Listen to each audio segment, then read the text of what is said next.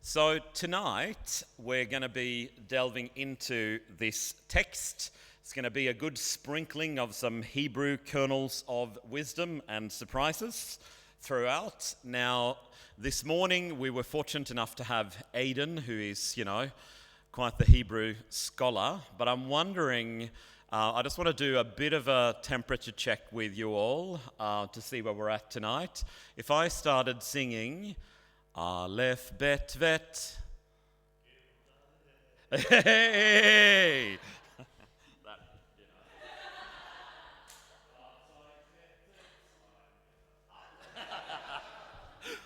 That's all good. Look, I did actually try. I spent some time in Leichhardt in between the services, and I was trying to get a hold of some knefe that I could, give to whoever could join in and complete the song, but sadly they were closed, so, you missed out.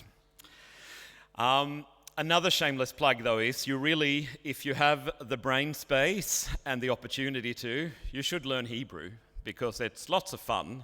It's hard work. I remember doing it crazily when having very, very young children. And in fact, one of my daughters asked me the other day, she was like, "Dad, what was that bedtime song we used to sing?" And it was the Aleph Bet song, obviously. So, but a Hebrew Bible translator said, reading the Bible in translation is like kissing your bride through the veil. So sometimes there are, particularly in Hebrew, where there are so many word plays, there's so many clever things going on that are so easy to miss. So if you got space in your degrees or whatever, fit in some Hebrew. Why not? So, back to Samuel though. What are you hoping for if you wake up in the middle of the night? I know for me, I'd be quite happy with the instructions from Eli. Go back to bed. It's not morning yet. But our story, it lends itself particularly well to some Sunday school stories around childlike faith.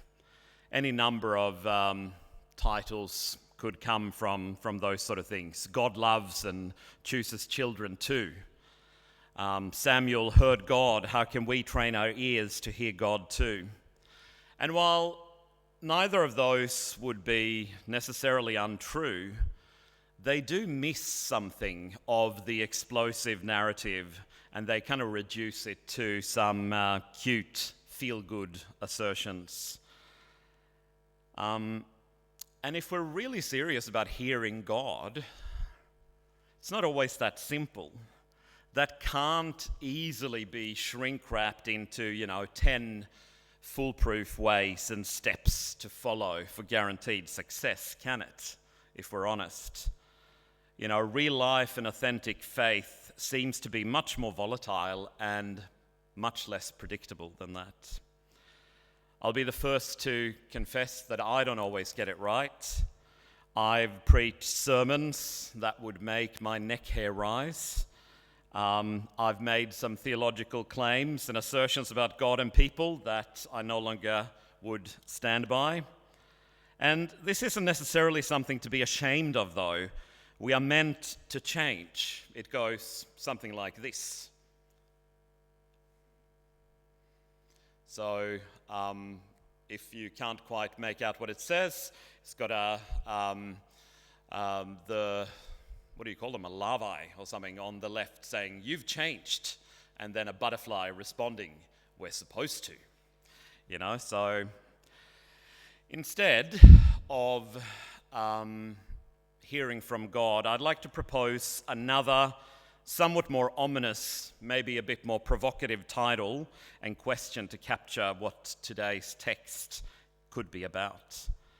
It could well be a question that some of us have asked. I was able to go to book club today as well, and we talked a lot about some other religious experiences that some of us have had. So especially for those of us that may have had brushes with other religious contexts that have been less welcoming of diversity and difference, or less okay with questions, then luck is places where we've looked for God but found ourselves a little bit bruised perhaps, a little lost, a lot bit controlled maybe, manipulated or backed into a corner. Sometimes we may even have had to eat the fish and spit out the bone and kind of cling to what's good and try to heal from what was broken. The title, therefore, that I suggest is Can Religion Be Trusted? With a subtitle, What is the Antidote to Toxic Spirituality? We can go some way towards answering that question or those two questions. We'll have done some good work together. So let me just paint the picture for you. So in our story tonight, we find ourselves in the ancient Near East, in the Fertile Crescent, contested land then as much as now, even though we find ourselves in the time of the early Iron Age. We think Samuel's born somewhere roughly around 1100 before the Common Era, and there is no cohesive state of Israel. Canaan has been loosely conquered, and there are many different people around, not the least of which are the mighty seafaring Philistines who inhabit the lands in and beyond and around Gaza that, we really think about and our hearts break for as we cross over into 2 years of current war between Israel and Palestine. But the setting of this story is pretty grim. It's a pretty turbulent time that preceded where we now find ourselves, the time of the Judges. And the tribes of Israel, there was lots of infighting going on. At best, there was a beginning of a loose tribal confederacy that was being birthed. And I've often said that if we did look at the book of Judges and tried to turn that into a movie, it would definitely be rated R and 18 plus for excessive violence, sexual abuse, and unimaginable horror. But, that's perhaps to be expected if you find yourself in a time. There's a mantra that cuts through the book of Judges, that everyone did what was right in their own eyes, and they did evil in the eyes of the Lord. But in the midst of all of this darkness, we meet Hannah. So we don't meet her in this chapter, we meet her a bit earlier on in 1 Samuel. She's a faithful and desperate and feisty woman who finds herself barren, in a vulnerable position where if you did not have offspring, you are very vulnerable. If you can't conceive, you can't really have anyone to look after you in your old age. But she has her prayers answered and she is able to have children.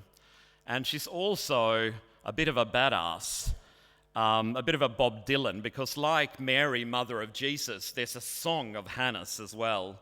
And she sings a pretty potent Dylan-style protest song about breaking the bows of the mighty and raising up the poor from the dust to sit with princes. So you can read that in 1 Samuel 1, and if you want to, read about Mary and her song, well, you can pick it up in Luke 1, or you can wait till Advent when, it'll probably come around. But Hannah goes on from this moment to have several kids, and she decides to consecrate the little boy Samuel and give him to God. There's all sorts of things associated with this. And Shmuel, or Samuel, whose name can mean many things. Should I throw it out to you? What does Samuel mean? Hands up in the air. Well, as I said, the Hebrews, they love a good play on words. So it could mean the name of God, Shem El. It could mean the God-named one, or even the one asked for, or even the one who hears God. Another song that I used to sing for the kids as I was learning Hebrew was the Shema, the Hear, O Israel, the Lord our God, the Lord is one, that one. But Hannah, she makes this decision on Samuel's behalf to consecrate and give him up to be raised by priests. And I think for Hannah, she assumed that giving her son to Yahweh and handing him over to priests was pretty much the same thing, only that it wasn't. The experience wasn't entirely good for the boy Samuel. Religion and religious leaders can't always be trusted. And sometimes then, as it is now, what was meant to be the very sanctuary of God was not for him always a place of safety, but one of some misuse of power, trauma, and maybe even PTSD. So Samuel's story is unfolding before our eyes in a highly conflicted time. There's chaos in the religious establishments. The faith of the people who had been moving around, they were a nomadic people, a pilgrim people, always on the way, if you will. Their circumstances were changing as they were settling down in towns like Shiloh. And, they needed to somehow adapt to this change. And from time to time, you'd get a judge or a charismatic leader to kind of step in and rise to the task and give the people some direction, but it didn't seem to stick. They weren't very good at the reinforcement part of the change process, perhaps. They might have done well with, an ad car model, or something like that. But anyway,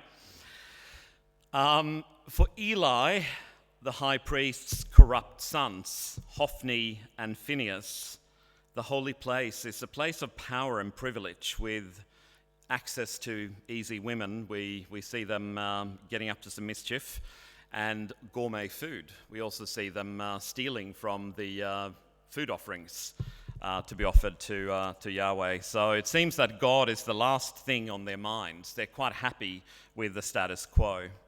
And for Eli, their father and the high priest, his position was compromised as well. Earlier on, we meet Hannah, the mother of Samuel, coming to pour out her heart in prayer, and Eli accuses her of being a drunk. But when his own sons were stealing from the offerings or taking advantage of their positions of power to obtain sexual favors at the entrance to the tabernacle, he did very little other than to mildly tell them off and turn a blind eye. But this would not be able to go on. There had come a point where enough was enough. Nepotism doesn't bring with it qualifications or the character. That is true for some mega churches today, as it was true back then. And while Eli is faring better in how he's portrayed, he still comes across as a pretty weak spiritual leader and a pretty average father. And his demise will soon see him and both of his priestly sons and 85 of his relatives killed, and the priesthood never again returning to his bloodline. Some pretty harsh words of judgment spoken over him as well. And in one last attempt to sort of hold on to some power and influence, they concoct the idea that they're going to take with them from Shiloh the Ark of the Covenant out to battle. This is, do you know what we're talking about here? This is the big sort of God box, the physical representation of God's presence and dwelling amongst his people. It's this big ornate chest with Yahweh seated between the cherubim, these on a throne, this sort of ornate, angelic characters, animal-like characters with wings, and in the sort of treasure chest itself was contained the stone tablets from Mount Sinai, and it was seen as the most holy expression of God dwelling with his people, and it was kept inside the tabernacle in the most holy place. But they reduced it to sort of a magic amulet, something to take with them to battle, and they lost, and the ark was taken off to Ashdod, and Shiloh would ultimately fall later to the mighty Assyrians. So this was a time when, unsurprisingly, as we've learned with everything that's going on, hearing from or seeing anything from God was rare. And the word that's used is actually precious. So maybe it was something like this. Amos picks up on this theme a bit as well later on. And he says there was a drought and a famine in relation to hearing from God. People were thirsty and hungry. They were faint, but there were no revelations and no words coming. Why do we reckon that was so? Did God simply have nothing to say? Had he run out of things to say? Or was it just that we weren't in a position to listen? And just as we think that maybe all hope is out, that somehow we find ourselves at the point of, needing a hard reset, we get a little inkling in the text of encouragement. The lamp of God had not yet gone out. So let me paint you a little picture of what the tabernacle would have looked like. So it was before the temple. Even though it mentions the temple at the beginning of the text, biblical scholars agree that there was actually no built-up temple at this point. It was merely the tabernacle, and it would have some curtains as you entered. You would proceed forward, and you'd have a bronze basin, and then a bronze altar. And as you moved further, you would get to this lamp, a golden menorah, and then you'd have sort of two rooms inside this tent. The first room being the holy place, and then the second room being the most holy place, which was then the home to the Ark of the Covenant, the Ark of God. And depending on what we want to believe, it says that Samuel was sleeping there near the Ark of the Covenant. So either inside the most holy place, which would be surprising. You weren't really meant to approach it, but maybe Samuel didn't really play by the rules, or he was just, outside the most holy place, kind of resting there to be near Eli. And also, they had to make sure that there was enough oil so that the lamp would not go out during the darkest time of the night. So it says here that the lamp of God had not yet gone out. So there is Samuel sleeping, and the lamp is sort of flickering. The light had not yet gone out. All hope was not yet gone. The presence of God was still there in a way, even though it was barely a flicker. But the lamp would burn brightly once more, because God was about to say something and do something. So at the start of the story, we meet Samuel as a boy, or as a na'ar in Hebrew. So maybe it looked something like this. The Hebrew word literally means lad, which I think is kind of cool because it makes him sound a bit British or like a gangster. But by the end of the chapter, he's been upgraded. He's taken on a new kind of character as Navi, as prophet of the Lord. So maybe it was something like this. It's the best I could come up with anyway. He's got pretty buff, if nothing else. But, this is Samuel, the prophet. But back when he was still Samuel, the boy, his first act as a prophet was perhaps the most difficult one, because only a child, he had to announce God's fatal judgment against Israel's most powerful family, the high priest and his sons, and his adoptive father, who'd raised him since he was 3. It's a pretty mighty charge to be given. And what Samuel speaks is not necessarily a new message. It had been spoken by an unnamed prophet to Eli in just a chapter earlier, if only Samuel had read the book that bears his name. But, now Eli's hearing it from his own adoptive son, from his own family speaking to him from within the very tabernacle of God. So Walter Brueggemann, the Old Testament scholar, giant, the sadly late Brueggemann, says, Samuel brings us to a place of that conviction that God is doing a new thing, but they must do so in the midst of a difficult public crisis. God's new thing is not a grand religious act, but an invitation to a fresh, dangerous social beginning. So then, as Samuel is lying there and keeps getting up in the night, as we hear Yahweh call out to him, what is especially interesting, I find, I don't know if you realized it in the reading, but something happens between the third and the fourth time in the text. Did you catch that? God stood up, it says.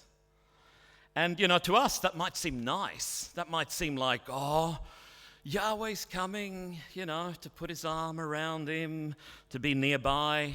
But I can assure you that's not how the Hebrews would have understood that action.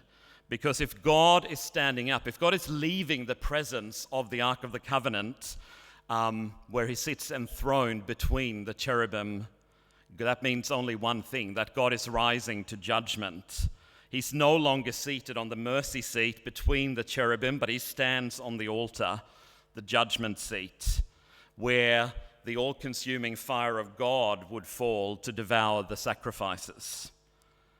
So God is coming in this vision to bring judgment over the house of Eli. It's as though they've committed some unpardonable sin. And these are just devastating words, but they tell us something more, I think, about what's going on as well. Because these were the leaders of the people.